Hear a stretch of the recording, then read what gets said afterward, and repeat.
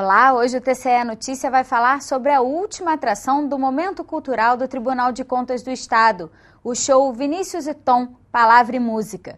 Para lembrar essa experiência, recebemos a cantora Paula Morelenbaum e a curadora do evento, Mônica Chateaubriand. Muito obrigada pela participação das duas.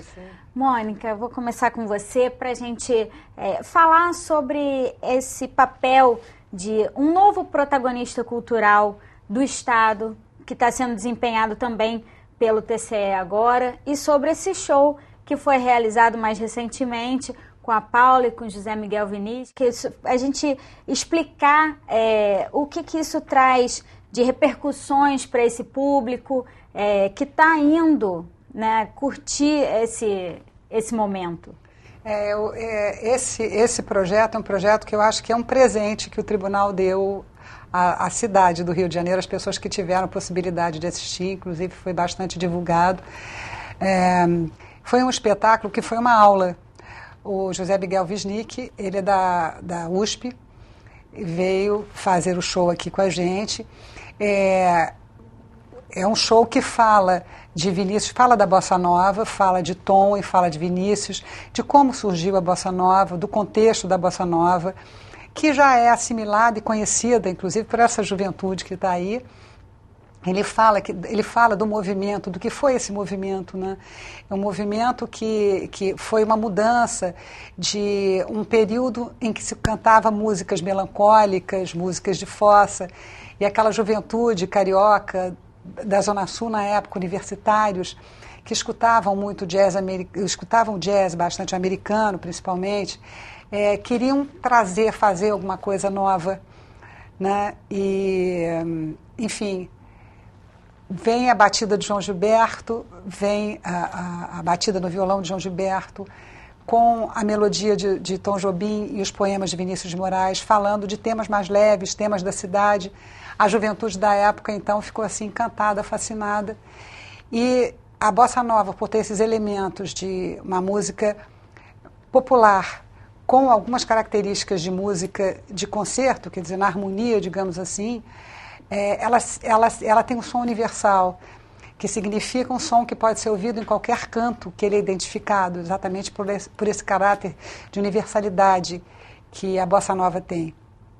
Então, hoje o José Miguel contou isso tudo para a gente de uma maneira assim, muito leve, com muita propriedade, tocando. Ele toca piano, tem uma voz muito bonita também.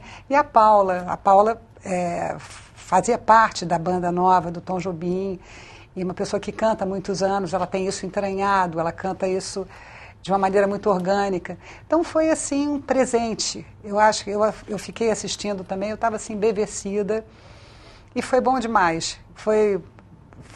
Eu acho que aí a gente mesclou tanto o lado da música, de você escutar um show, com informação também. A nossa música é um elemento bastante rico da nossa cultura. Você viaja, quem tem oportunidade de viajar, sai do Brasil, se você entra no metrô, você vê pessoas cantando, tocando músicas de Tom Jobim, né? Então, dá uma alegria. Eu particularmente posso dizer isso, eu me sinto orgulhosa desses artistas que nós temos aqui no nosso país, né? Que levam a nossa cultura e a nossa música.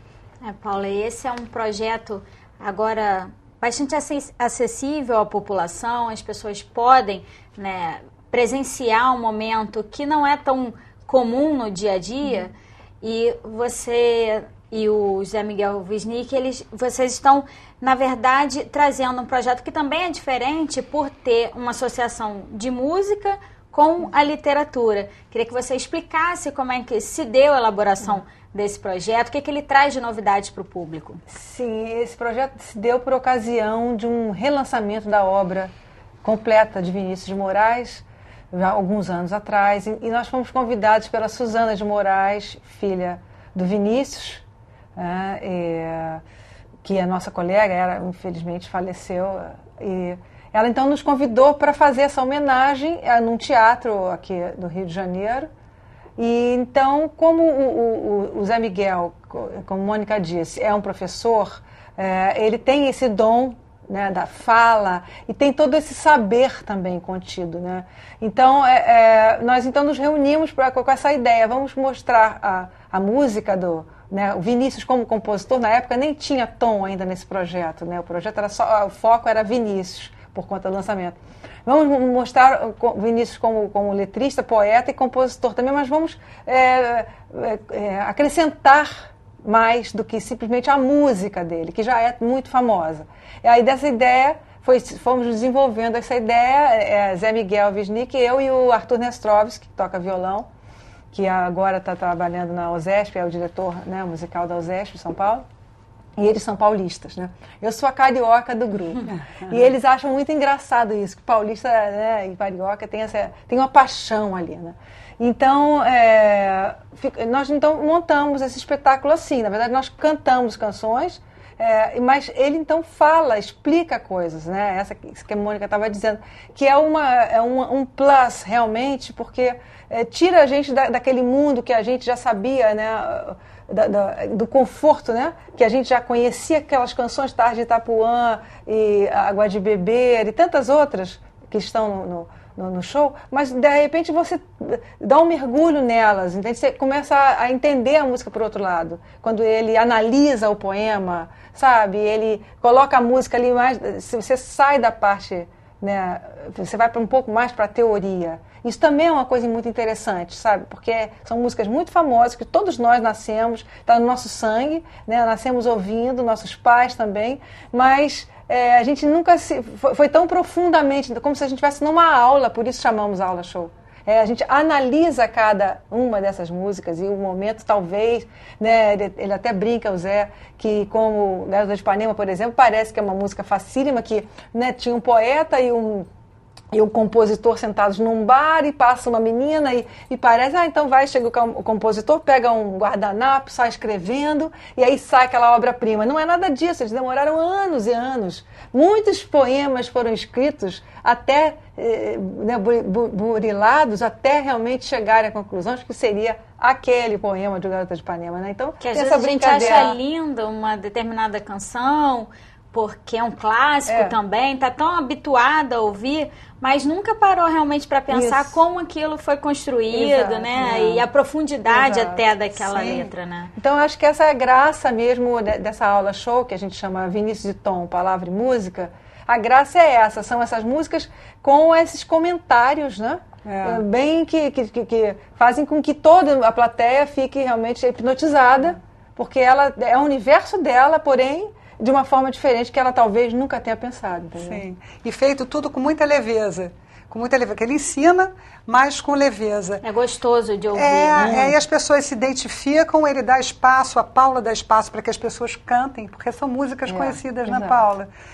E é fantástico, é um bate-bola assim dos dois. E as pessoas participando dessa história que a Paula acabou de contar, da Garota de Ipanema, é um mito, né? Aquela história saiu no guardanapo, né? no Barro Veloso, simples e rápido, aquela menina, entendeu? E nem pode ser, porque são melodias que têm uma harmonia mais sofisticada, né? São coisas...